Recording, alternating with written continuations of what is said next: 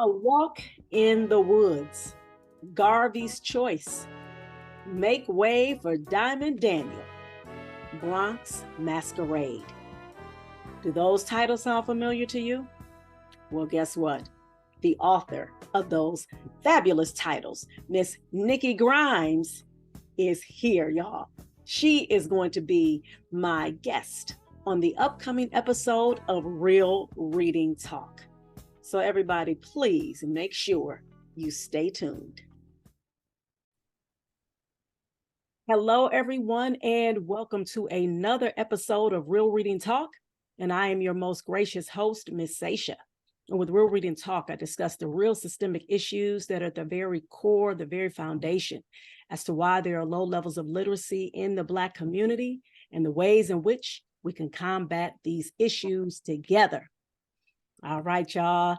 Just like I told y'all before with season 3, I was dedicated to making sure that I brought on as many Black authors as possible so that we can have this conversation about the literacy levels in our Black community.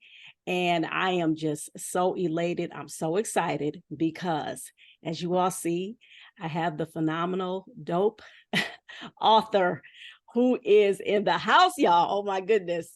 And her name is Miss Nikki Grimes. Everybody, welcome Miss Nikki Grimes to the Real Reading Talk podcast. How are you? Thank you. I'm good. Doing good. Awesome. Oh my goodness, you look beautiful. And of course, I love got your books displayed in the back. Awesome. And I actually have a couple of your books as well. Okay. That I said, let me get a couple to represent. You know what I'm saying? This is just a minuscule amount of the books that Miss Nikki Grimes has authored. Okay. So for those of you who may not know who she is, I am going to ask Miss Nikki Grimes to go ahead and give us a introduction, background of who you are. Well, there's an awful lot to that, but let's see. I'm an author specializing in books for children and young adults.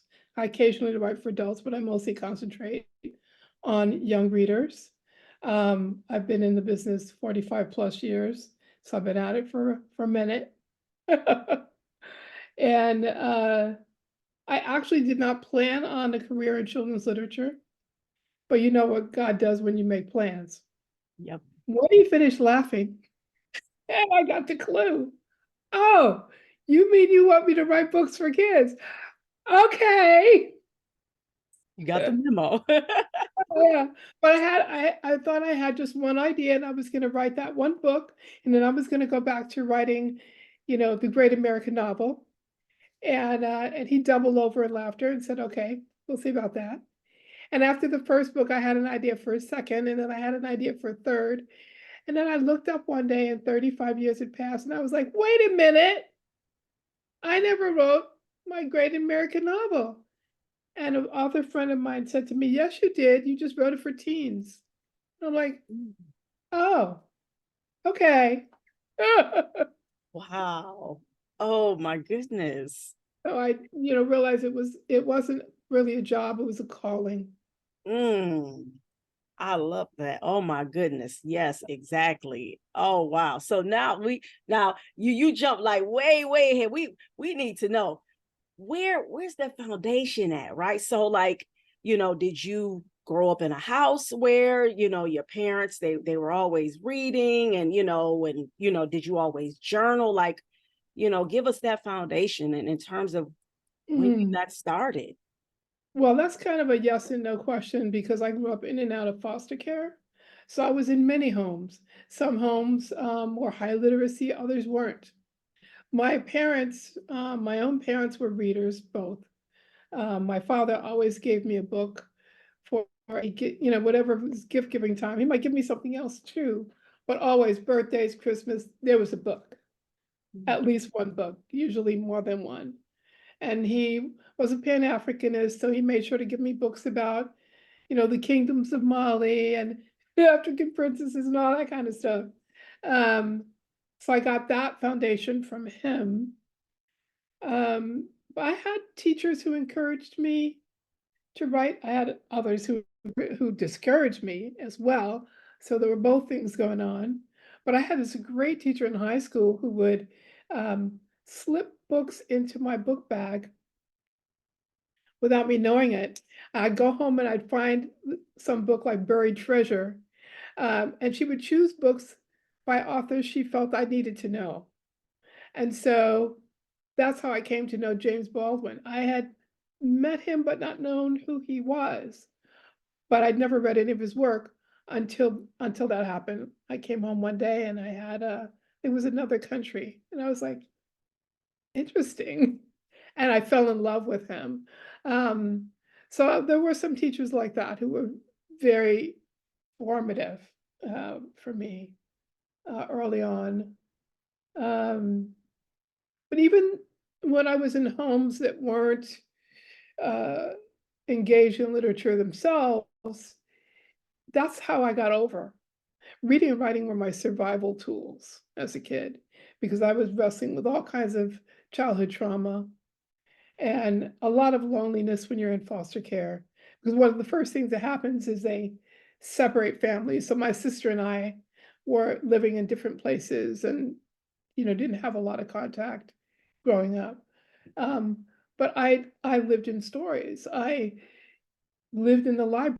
I should have just had a cot for me. I spent so much time there. It was my safe haven. Um, and it was a place I went to um, in my mind, went to story uh, to wrestle with whatever I was dealing with in my life or to get away from it, to escape from it. So reading was always important to me. And for many years, that's what it was about. It was about a survival tool, right? Then as I got into junior high, high school, I started thinking about the possibility of writing as a career. Up to then, I hadn't thought of it in that way. But I thought, maybe this is something I could do, you know? And I was particularly concerned with just bringing more Black voices into the literary canon because there weren't enough. That was obvious to me. There weren't any children in but I was an avid reader, avid reader, so much so that by the time I got to college, a couple of my professors had to make up separate reading lists for me because I'd already read all the books on their list. I was that kind of a reader, okay? And with all of that reading, if there had been a lot of Black books, I would have been the one to find them. So it was clear to me there weren't. And and so I thought, I wanted to add my voice to those, contribute to that literature so that there would be more voices. Also, not just stories about slavery, that's important, but it's like we existed during slavery and then we existed during the civil rights movement, and otherwise we didn't exist. I was like, where is the everyday kid living their regular life? And just, um, uh, so contemporary literature was important to me. I was looking for contemporary stories. So when I came across Walter Dean Myers, I got really excited. I'm like, that's what I want to do. That's exact that, yeah, that there is what's needed. More of that, So yeah. And then of course I found others, you know, uh along the way, but that's sort of opened the door for me, opened my mind to the idea of creating books for young readers where they could see themselves on the pages of a book. I believe every child should be able to see him or herself within the pages of a book. And there are still too many intersections where that's not true. Um, so, but yeah, so that's kind of what drove me in this direction. Well, let me just say this, and of course, obviously, I know that, you live with in terms of just, doing your own healing with how you said you were, in and out of foster homes. That just really, really touched me, because I'm just like, and for you to just become just this amazing author, and in your writing, like, even, one of my favorites, me and my daughter, we read this together on Facebook Live, Make Way for Diamond Daniel. And it's just like the book, it literally sounds like, a little Black girl, with her friends in school. Like, you just encapsulated, just those conversations, those interactions, and all of that. And that is just so amazing, especially like you said, seeing as though, you were dealing with a lot of the trauma. What I did want to know is, and what the audience want to know as well, where did you grow up? So because I know you're in the West Coast. Did you grow up in the West Coast? No, no, no. I'm a Harlem-born girl. So I start off in Harlem. I lived in every borough of New York except for Staten Island, at least twice. So it was a lot of movement around there. And then Okay. I spent 6 years in Austin, New York, a little upstate a bit. That was my last and best foster home. But otherwise, I was in different parts of New York City. Okay. Okay.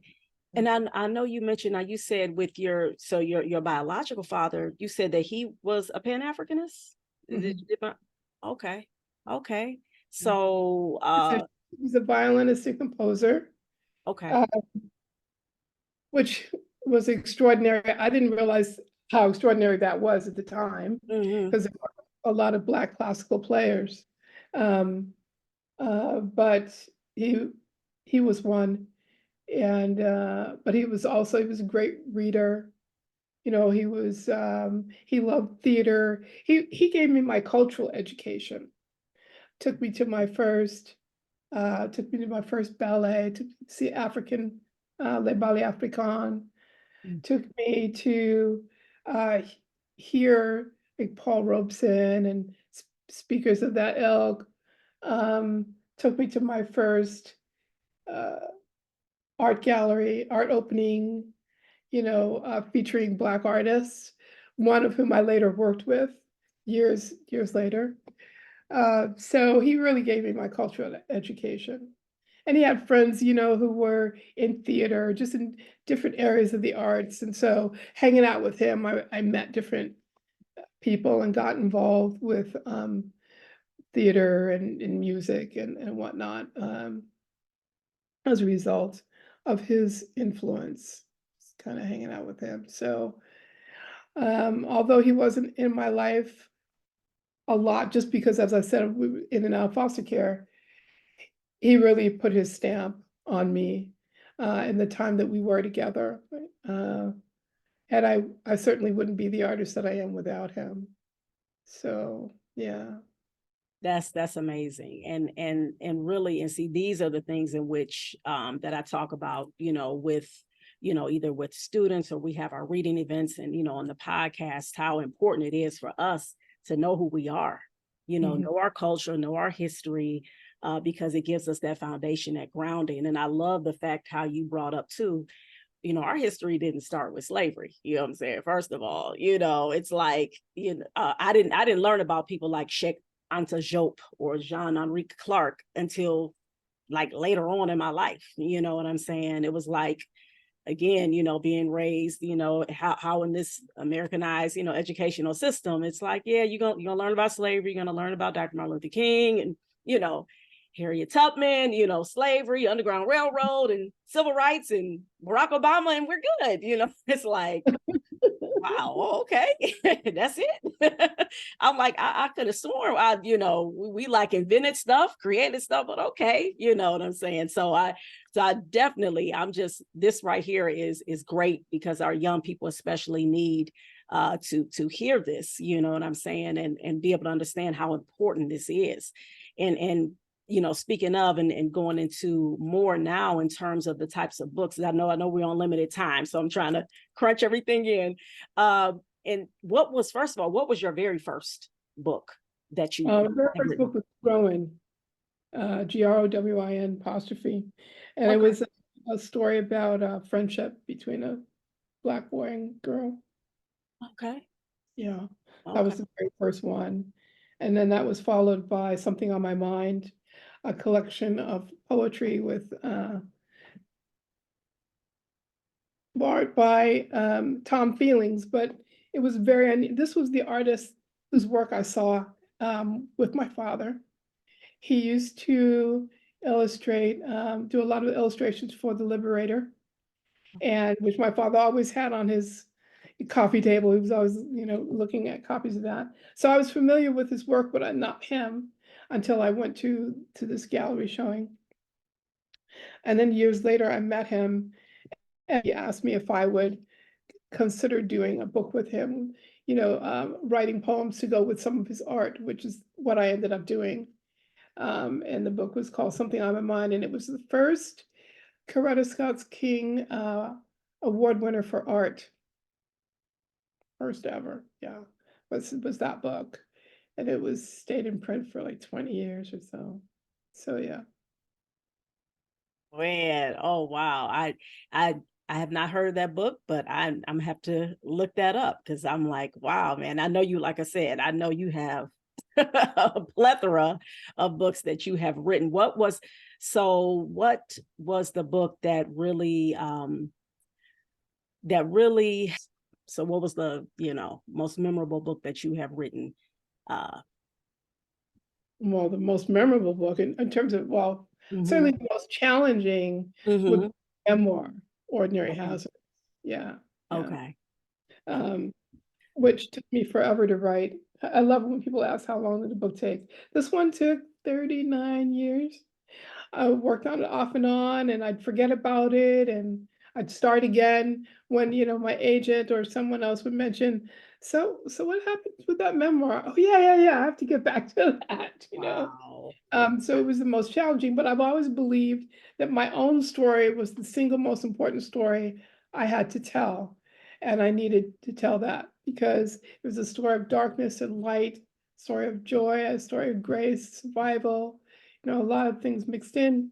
And what underlines all of my work, because it underlines my own story, is hope, Mhm, all mm, about hope.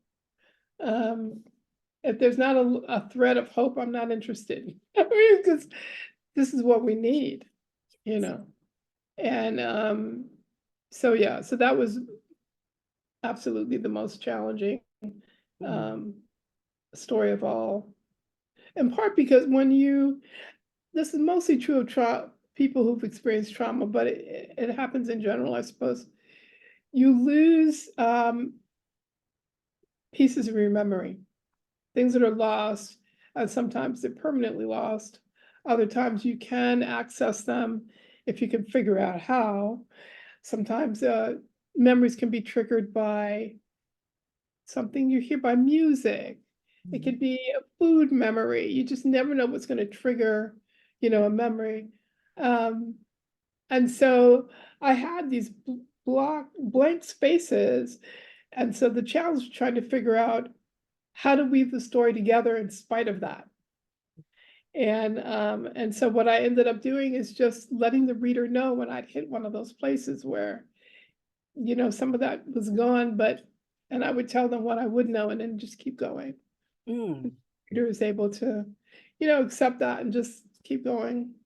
So yeah, so that was the most challenging. So I want to stay there a little bit because just like you mentioned in terms of us, especially as Black folks, being descendants of our enslaved ancestors, and we suffer, all of us, just like Dr. Joy DeGruy talked about, Yeah. post-traumatic slave syndrome. So how do we get our young people to channel the different issues that they're dealing with, and older people? I'm saying young people first because of the fact, our young folks, number one, we're talking about the low levels of literacy in the Black community. You're talking about, children who are eighth grade, high school, barely reading on a fourth grade level, and we know that a lot of those issues in terms of not wanting to read, no desire to read, is because they're not seeing the reading done in the communities. And a lot of that is all infused with the trauma, the issues, all the stuff that's going on in our community. How can we get our people, just like how you were? You started, you were around, obviously, readers, you know what I'm saying, and you were around that culture, but like you said, there were times where you weren't, and then you started, diving in. You said, okay, you know what, this helped me survive, me writing, me reading. How can we, get that message? What is some advice you can give to our young people to do that? Well, first of all, it's really important that they be guided to books with which they can resonate.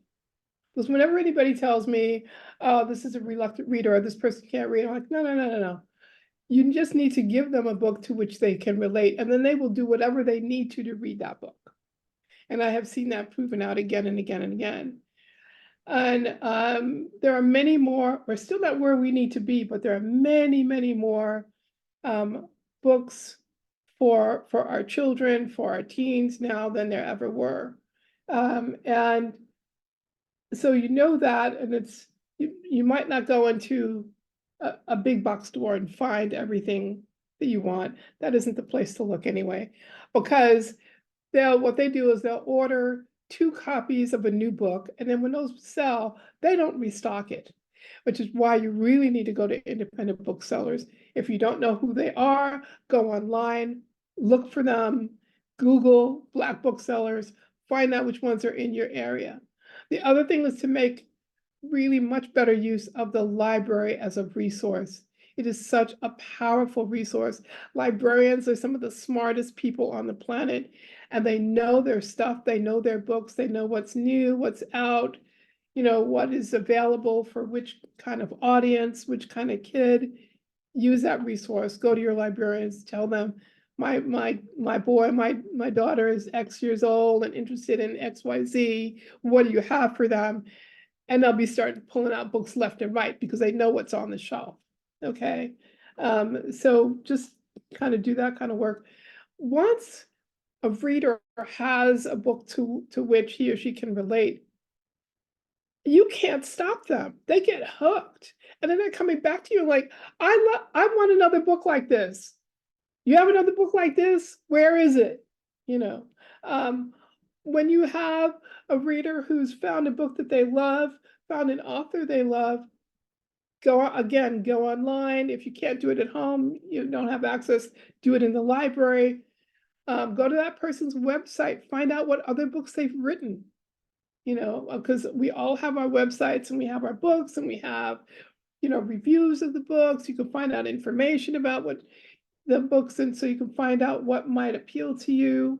That information is there. Make use of things like the Brown Bookshelf, which amplifies Black voices. That's online resource again.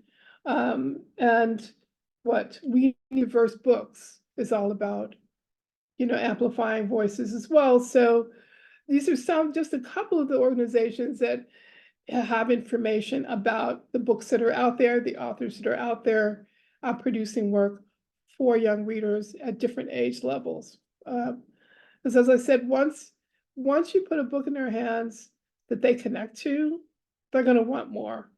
It's an automatic, So then the question becomes, how do you feed that?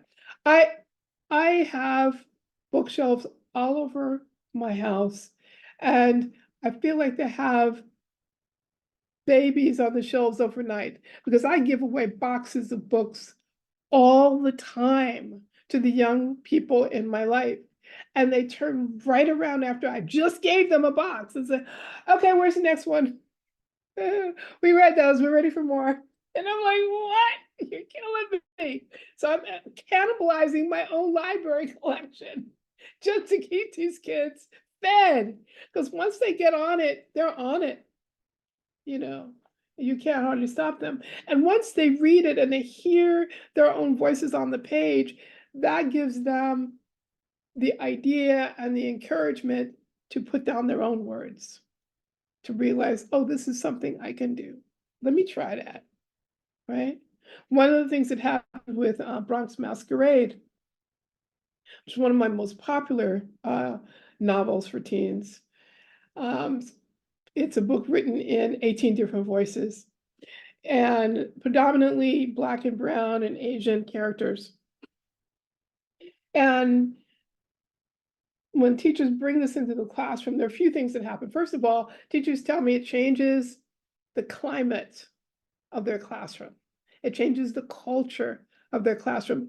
Kids start to realize that that person across from them, who they had whatever preconceived notions about, maybe they're not who they thought they were, right? And as they start to share who they are through poetry, they begin to understand that they're more alike than they are different. So it changes the culture of the classroom. But it also gives readers a window into possibilities for themselves. And so these kids that are creating, a lot of classrooms create a high school masquerade based on their own high school name, collection of their own, where each one takes a position and a voice and, you know, writes like a monologue and a poem to go with it and that kind of thing. That's been happening for over 20 years. It was huge success.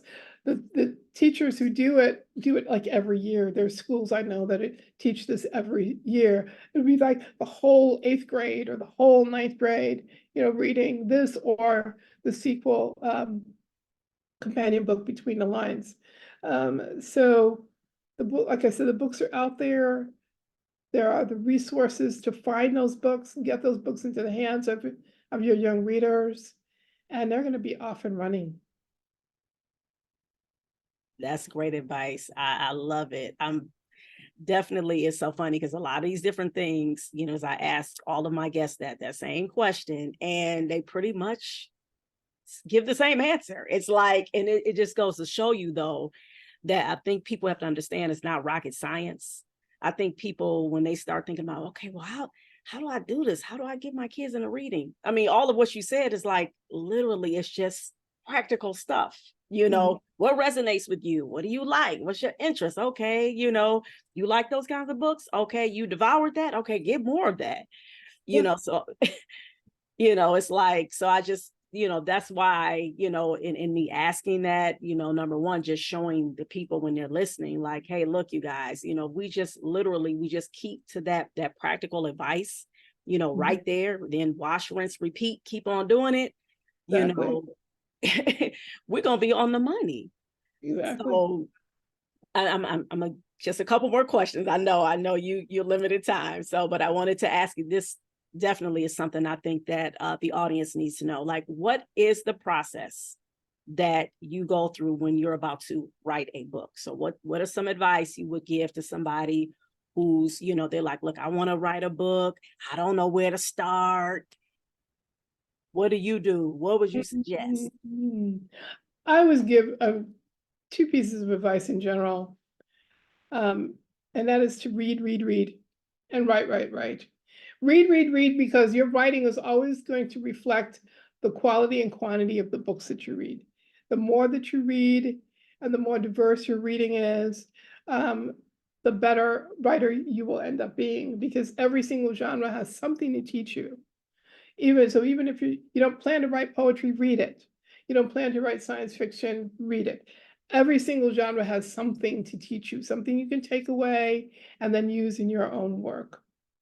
And then write, because writing is a muscle and it has to be exercised. The only way you get good at it is to do it a lot. The more you do it, the better you will be.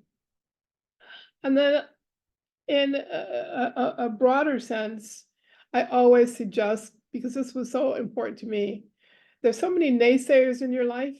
I found early on it was important to surround myself with other dreamers, other people who had goals, so that we could encourage each other and push each other and challenge each other. And because we you know, we were listening to one another, it drowned out the voices of the naysayers. So it really helps to do that, you know, so that you can just press on and hold on to your dreams. Because I mean, folks left and right were telling me, you want to be a writer. What? You want to do what? And they laughed, and poetry, oh my gosh, laughed off the planet. You write poetry. Like, yeah, okay. So you have to just silence those voices. And as I said, surround yourself with like-minded people, young people who have dreams of their own, and encourage them. And you encourage each other and push each other, and silence those voices, because what do they know? Those voices were writing me off from day one. You know, I was expected to be some kind of statistic. Psychologists were saying I was going to be a statistic. People were just like writing me off. I'm like, yeah, watch me. Yeah. Well, I'm getting really inspired. Okay. I'm just like, oh my goodness, you over here, you're preaching, and I love it. And this is what our folks need to hear. I'm about to end with these last two questions. The next one is, how long does it usually take you to write a book? And then I want you to tell everybody, what book are you, well, this is a two-part. What book are you currently writing, and what book are you currently reading? Mm. Uh, the how long question really depends on the book, because there are, first of all, I write all over the place. I write picture books, chapter books, middle grade novels, young adult novels, adult. So it's really all over the place, all over the place. Um, there are books that, even picture books sometimes, that require so much research that it can take, many months. I can spend 6 months just doing research on some books. Um, if something doesn't require that kind of intense research and it's a picture book, it can be anywhere to 3 to 6 months to write it. Now, that's not to get it out, because then that has to be illustrated, and that's a whole other number in terms of that. Novels can take, on average, about 2 years to write, because there isn't writing. People need to understand writing is mostly rewriting. The original draft doesn't take forever, but all of the rewriting to get the work where it needs to be for publication, that's a whole other process. And I don't even count how many times, I revise something. But I do it until people say, how do you know when you're done? I know I'm done when I find myself making changes that are no longer improvements. Then I'm like, okay, we're done. um, so that, to answer that question. And I'm sorry, what Oh, am I I reading? was just about to. Yep. So, what book are you? Are you working on a book now? I know you. Talked about the memoir, and also, what book are you currently reading? Oh, the memoir's been done for a while. Mhm. I'm currently writing. What am I working on? A couple different picture books that I'm working on. One is called For the Love of James. I realized a few years ago the three most important men in my life were all named James. And I was like, I got to do something with that. So that's one that I'm working on. And what else is there? There's a book on Easter. I'm not sure what it's going to be. I have a collection of poems, the contemporary, a book about, memories of just that season. But then I also have a poem that I really love that might work as a book length poem about um, one of the experiences of Easter Sunday. So those are the two. And then I have things that are just out waiting to come into publication, and, that sort of thing. And still promoting A Walk in the Woods, which was the big book for last year. Last count, it made 11 best book lists. We got 8-starred reviews, which my publisher says is a record. Wow. So yeah, it's a lot of people have resonated with it Wow. at different levels. So just kind of never know. So you do the work, do it with intention, put Mm-hmm. it out world and see what God's going to do with it, because no clue. That's right. I love it. And last part, what book are you reading? Are you the type of person who do you favor nonfiction? Because I know you write, a lot of, fictional stories, or do you favor both? What book are you reading now? I'm reading my favorite genre right now. My favorite genre is memoir. Oh, And okay. right now I'm reading Why Fathers Cry at Night by Kwame Alexander. Yeah. Oh, okay. Why It's Fathers Cry at very Night. Fathers Cry at Night is very unusual. Mm, Kwame. It's written in poetry, prose, and recipes. what? You got to take a look at it. Oh, It's very, you already know. I'm gonna order copies for our community. So like, yeah, wow. Oh my yeah. goodness, that is Why Fathers awesome. Cry at Night. So, Oh, okay. Well, it's like I and the said. other thing, well, I'm almost finished with it, is Kin by Carol Boston Weatherford, which, excuse me, it's also memoir, but it's Mhm. about her family tree and going all the way Mm, back. And it's okay. very interesting, and illustrated by her son, who's an artist. Oh, So okay. that's another one to look at. Say that title one more time for everybody. Kin, Okay, Ken. yeah. Okay, okay. Awesome. Oh, I love it. I love it. Well, we definitely, when everybody is able to hear this podcast, oh my goodness, I'm just so pumped. I'm just like, y'all, Miss Nikki Grimes up on here, okay? Well, we definitely appreciate your time, all of the work that you have done. You set the tone.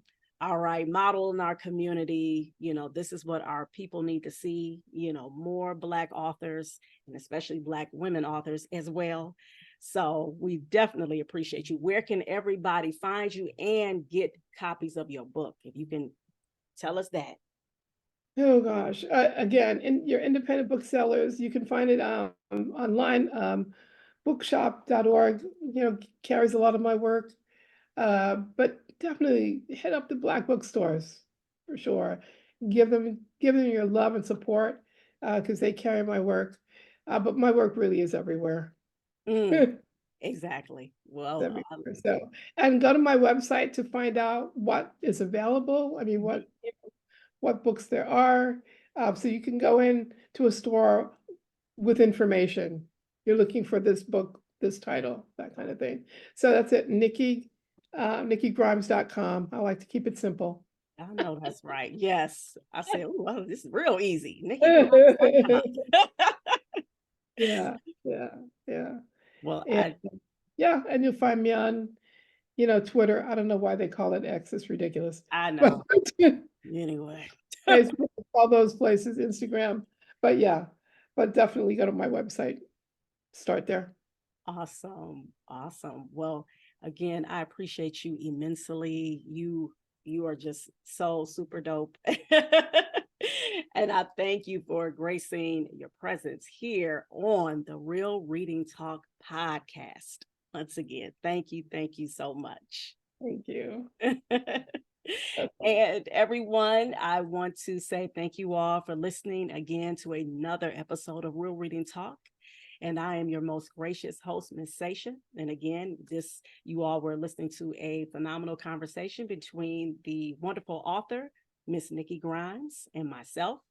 And remember to please keep reading for at least 30 minutes a day. And remember, reading is freedom. Peace. Peace. I mean, y'all, oh my goodness. Just like I told Miss Nikki Grimes, I was definitely a little slightly in fan mode, okay? I was just so blown away by her story. You guys, she is just such an inspiration. And I am just so grateful that she accepted my invitation to come on Real Reading Talk, because she was definitely dropping jewels and gems, especially about her talking about her diving into reading and writing during those times that were very traumatic for her as she was growing up. So I hope that you all gained a lot of the inspiration like I did from Miss Nikki Grimes' story. So with that being said, of course, I got to do my housekeeping, right? So again, I am a pre-K through fourth grade reading tutor. And the name of my reading tutoring business is ABC Learn Tutoring. And if your child is struggling with comprehension, with reading fluency, with phonemic awareness, if your child has been diagnosed with dyslexia, I am also a certified dyslexia tutor. Please make sure you reach out to me by going to abclearntutoring.com and click on their free reading assessment today. All right. And I'm also the founder and executive director of ABC Read. Our mission is to develop and nurture a culture of literacy in Black and underserved communities. We've given away close to 6,000 books, y'all, and our intention is to give away 10,000 books by the end of this year in total, all right? And y'all already know. And for those of you who don't know, I'll show you an example of the types of books that we like to give to the community, okay? So we have books for all ages, all right? And we also have dynamic reading events replete with awesome, phenomenal Black entrepreneurs, dope literacy games that are intergenerational activities, and healthy foods, healthy snacks for the community, all right? Please go to abcread.org, look to see what we've been doing. And if you would be so kind to donate to our organization, that would be so great. In fact, I just have to say that Miss Nikki Grimes had donated to our organization. That right there was just so phenomenal, especially by her being such a renowned author. A lot of times, sometimes we have folks who are in her position where they're very well known, and they may not be as connected to people like us who are in the small grassroots community. So it definitely was a great feeling to see that she wanted to donate to our organization. And also I started a brand called Reading is Freedom. All right, so y'all see on the shirt. So you guys can grab your merch. I have shirts, hoodies, mugs, and this is the time right now for those hoodies, y'all. This is still hoodie weather, okay? Go to readingisfreedom.store. Also, don't forget to subscribe to my YouTube channel, Reading is Freedom, okay? And make sure that you are following the podcast. Go to Google Podcasts, go to Spotify, Apple, anywhere where you listen to your podcast. Please make sure that you are listening to this one, sharing it with everybody as well, okay? And last two things, I wanted to share with you all the books that I've been reading. One of the books is I Wish My Dad, written by Ramal Toon. Excellent book. And I'm also it's actually a few books, but it's another book that I'm finishing up, Spare the Kids by Stacy Patton. All right. So that book, she says, why whooping children will not save Black America.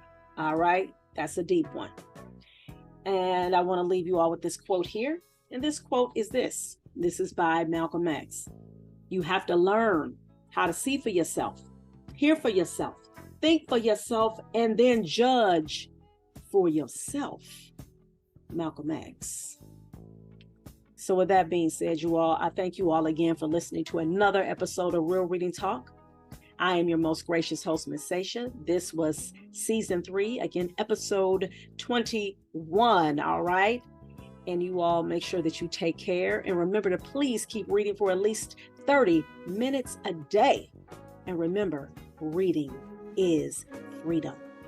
Peace.